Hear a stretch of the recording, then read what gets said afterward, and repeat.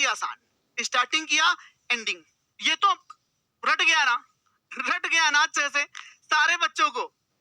Okay, अब देखो बच्चों ध्यान से देखो, इसके बाद हमारे पास सिर्फ इतना ही टॉपिक है।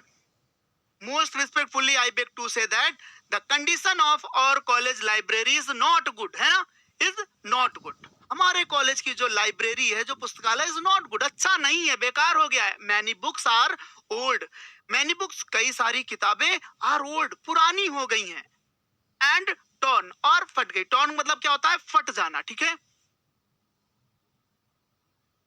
कई किताबें तो फट गई हैं। There are not enough tables, ना ही पर्याप्त रूप से, इनफ मतलब होता है पर्याप्त, टेबल्स मतलब होता है टेबल, ना ही पर्याप्त रूप से टेबल हैं, एंड चेयर, और ना ही कुर्सियां हैं। फॉर द स्टूडेंट्स, विद्यार्थियों के लिए ना ही कुर्सियां हैं और ना ही मेजें हैं, पर्याप्त रूप से कुछ है ही नहीं, व्यवस्था ही नहीं है, ठीक है। The lighting arrangement is also poor, जो वहां की लाइटिंग व्यवस्था है ना, जो लाइट लगी है ना उस कमरे में, वो भी बिल्कुल बेकार हो रखी। पुअर का मतलब हम गरीब नहीं बोलेंगे, बेकार बोलेंगे। वहां की लाइटिंग व्यवस्था बिल्कुल क्या हो गई है, बेकार हो गई है। अब आगे, which makes it difficult to read comfortably, जिस वजह से हम आराम से वहां पर पढ़ भी नहीं पाते हैं। तो भाई ये सिंपल सी बात है कि स्कूल जो पुस्तकालय है, जो लाइब्रेरी है, ना वहां पर बुक्स हैं, ना वहां पर सीट है, और ना ही लाइट है, तो प्रॉब्लम तो बहुत बड़ी है, इसलिए आपने उसको लिख दिया। अब आप अगर ये इस बात सुन ली है तो आप क्या चाहते हो, आई देयर फॉर रिक्वेस्ट, इसलिए मैं आपसे विनती करता हूं कि kindly improve the condition of the college library, इसलिए कृपया कॉलेज की लाइब्रेरी को थोड़ा सा इंप्रूव करा दीजिए। भाई कैसे, कैसे, बाय एडिंग न्यू बुक्स, कुछ नई किताबें रख करके, रिपेयरिंग फर्नीचर, फर्नीचर को रिपेयर करके यानी उसकी मरम्मत करा करके, एंड इंप्रूविंग द लाइटिंग, और वहां की लाइट की व्यवस्था को भी ठीक करके। क्लियर है इतनी बात सभी को, बहुत बढ़िया, बहुत ही अच्छे। अब देखो, it will greatly help the students in their studies, इससे विद्यार्थियों को पढ़ने में बहुत ज्यादा मदद मिलेगी।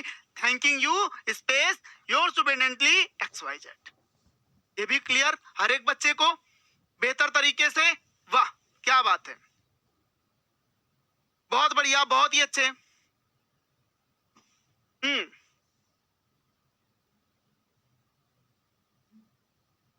अगर आप चाहते हैं कि भाई, एक बच्चा पूछ रहा है सर हम कैसे इसको अपनी तरफ से लिख सकते हैं, तो भाई आप एक एक लाइन करके अभी से आदत डालो, क्योंकि आप एग्जाम में बैठ करके ये नहीं कर पाओगे। इसकी हैबिट अभी से डालो कि खुद लिखने की प्रैक्टिस करो, फिर आप अपने आप से भी कर सकते हो, कोई प्रॉब्लम नहीं होगी, ठीक है।